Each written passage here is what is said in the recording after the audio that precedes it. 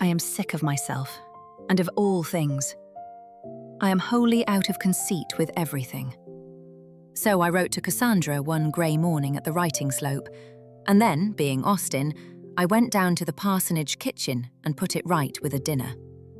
Roasted lamb chops, apple dumplings and currants. The most personal supper Steventon ever set down. We begin, as one ought, in the orchard's debt.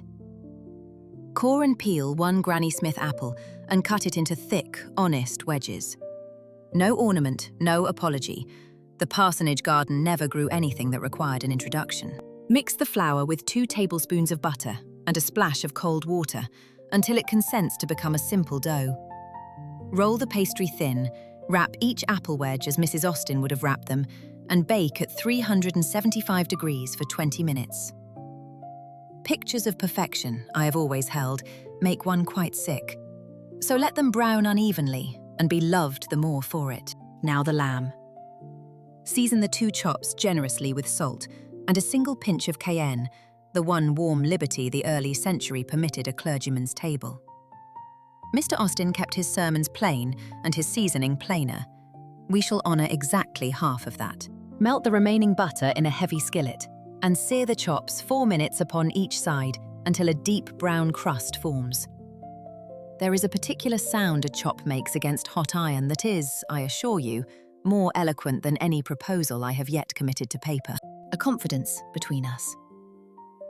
Before you sear them flat, stand the chops upright upon their fat caps and let that richness render down. The historical texts claim simplicity. They neglect to mention the rendering. So much, reader, is left out of the official account. Remove the lamb to rest. Then toss the dried currants directly into the hot pan among the butter and the drippings and let them plump and glisten.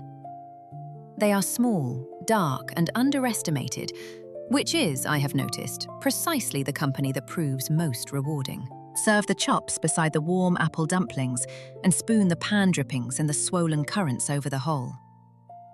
There it is. The lambs of Steventon, the orchard and the parsonage hearth, all assembled upon one plate, with the Sunday sermon mercifully concluded. Cassandra would have approved, I think, and said nothing, which between sisters is the highest of all approvals. The candle is low, the writing slope is closed, and the donkey is asleep in the lane. Reader, I dined. Subscribe, dear reader. Saturdays at 4.